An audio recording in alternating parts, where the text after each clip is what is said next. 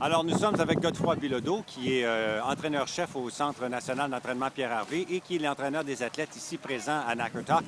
Alors, Godefroy, on va faire le tour un peu de ton appréciation des performances de tes athlètes aujourd'hui, en commençant par les filles. Super journée pour les filles. On a trois juniors qui se sont surclassés chez les seniors aujourd'hui parce qu'ils voulaient faire le mini-tour de la fin de semaine, c'est-à-dire qu'à chaque jour, on cumule des secondes qui vont nous permettre d'avoir un bon positionnement pour la finale dimanche. Donc, chez nos filles, là, les trois juniors ont très bien fait.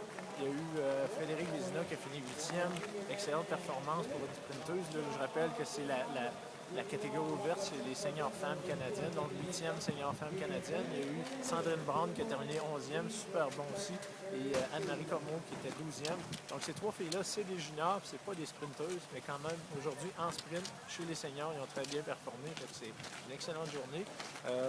Et il y a aussi, à ne pas oublier, Camille Pépin chez les seniors quand même qui a terminé en 16e position. Fait que ça, c'est pour la partie senior.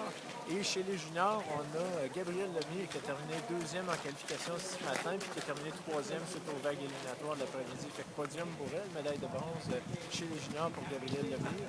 Puis juste pour terminer chez les femmes, il y a aussi dans les vagues éliminatoires, ça a terminé là, Sandrine, elle a conservé sa 11e place. Et Frédéric Vézina s'est fait disqualifier de sa vague de quart de finale. Donc, elle s'est retrouvée là, à finir sa journée 26e. Fait que ça, c'était un petit peu décevant pour elle parce que pour le reste, c'était vraiment sa journée au niveau du sprint. Du côté des hommes, une petite déception du côté d'Alexis Turgeon. Grosse déception, même, je rajouterais plus grosse que petite, parce qu'Alexis, on le voyait autant là, lors de sa qualification, là, était parmi les trois premiers, lui aussi c'est un junior, mais était parmi les trois premiers seniors canadiens, qui connaissait vraiment un de ses meilleurs sprints de l'année. Puis dans le dernier virage, il a perdu contrôle, puis il s'est tout simplement ramassé dans le clos. Il a sorti de la piste, puis le temps de se relever, il n'a pas réussi à terminer assez vite pour faire les vagues éliminatoires de l'après-midi. Il s'en allait pour être un 3 meilleurs, puis à cause de cette chute-là, bon, mais c'est ça, c'est le sprint, c'est ça le sport. Et enfin, Raphaël Couturier. Raphaël Couturier, une journée un petit peu mouvementée pour lui. Il était déçu un peu de sa qualification. Je pense qu'il était 11e.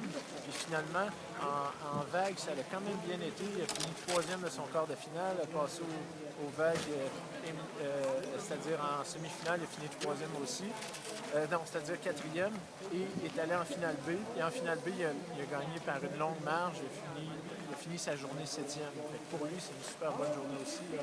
En terminant, il était un petit peu déçu de sa qualif, mais finalement, le résultat final de la journée, sa vague éliminatoire, c'est super bon. 7e, senior canadien, alors qu'il est encore d'âge junior. Et puis un petit mot sur Frédéric Touchette.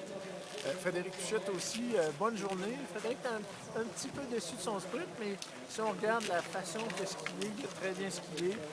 Puis pour lui, c'est un résultat une course qui est correcte. C'est pas une excellente journée pour lui, mais c'est pas une mauvaise journée non plus. Fait que ça augure bien. Lui commence son mini-tour sa fin de semaine avec une bonne performance. Là. Puis après ça, ça va juste aller en s'en améliorant. Merci, Godefroy. Ça fait plaisir.